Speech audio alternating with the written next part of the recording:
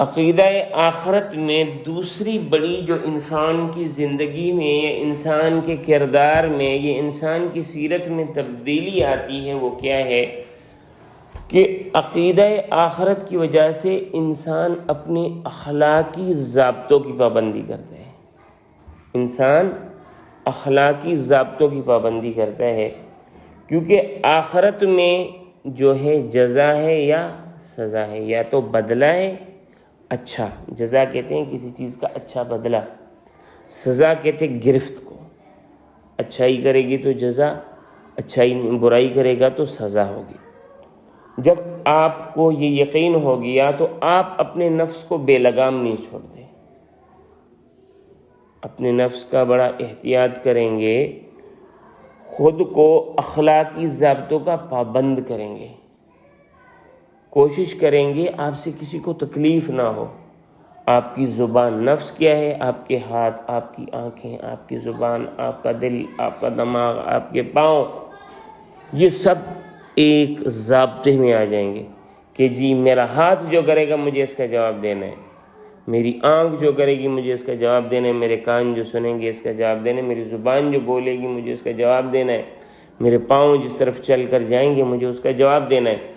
اب ہاتھ یا تو سزا کے لیے پیش کرو یا تو انعام کے لیے پیش کرو، آنکھیں یا تو سزا کے لیے پیش کرو یا تو انعام کے لیے پیش کرو، کان، منہ، پاؤں.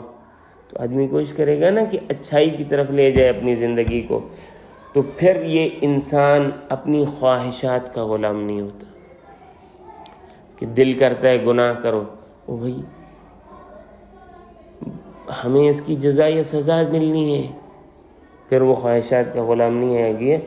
اور جب خواہشات کا غلام نہیں ہوگا تو اخلاق والا ہوگا، اس میں بے اخلاقی یا اخلاقی بے حسی اس میں نہیں پائی جائے گی.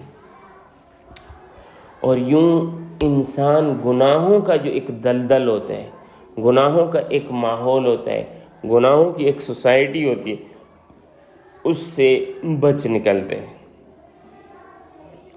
اور پھر کوشش کرتا ہے کہ میرے اندر عمدہ صفات پیدا ہو جائیں، میرے اندر عمدہ صفات پیدا ہو جائیں. اور پھر وہ عمدہ صفات پیدا کرنے کی کوشش کرتا ہے.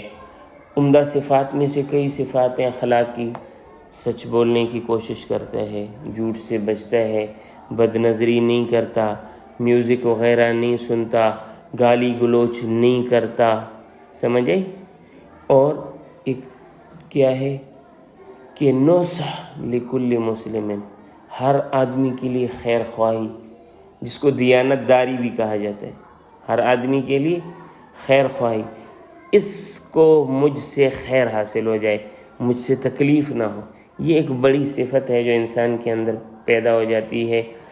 اب جب دیانت داری کرتا ہے، اخلاق میں سے ایک خلق ہے دیانت داری، تو اس میں کیا ہے کہ وہ دیانت دار جب ہوتا ہے تو پھر وہ کسی کو دھوکہ نہیں دیتا. مثلا وہ چیزوں میں ملاوٹ نہیں کرتا، سمجھ آئی. تو چیزیں کیا ہو جاتی ہیں بیٹا، جب ملاوٹ ہر شخص نہیں کرے گا تو چیزیں ملاوٹ سے پاک ہو جائیں گی، سمجھ آ گئی. سرکاری ملازم چاہے گا کہ میں اپنے حقوق ادا کروں تو لوگوں کو انصاف جلد از جلد ملے گا، اپنے حقوق حاصل کرنا لوگوں کے لیے مشکل نہیں ہوگا. جج دیانت دار ہوں گے تو ہر ایک کو انصاف مل سکتا ہے. مستری دیانت دار ہوں گے، گھر مضبوط ہوں گے.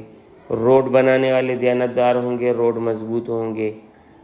اور کسان دیانت دار ہوگا، فصلیں اچھی ملیں گی. تو جب سارا معاشرہ دیانت دار ہوگا تو یہ ملک ترقی کرنے لگے گا. تو یہ جو ہے ہر کسی کو انصاف، ہر کسی کو حقوق، ہر کوئی صحت مند ہو، تو یہ کب مل سکتا ہے؟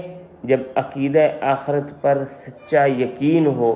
جب سچا یقین ہوگا تو ہم پھر اپنے اخلاقی ضابطوں کی بھی پابندی کریں گے. تو یہ بھی اخلاقی ضابطے کب درست ہوں گے؟ جب ہم عقیدہ آخرت پر ایمان رکھیں، اور یہ ایمانیات و عبادات کا تیسرا جز ہے.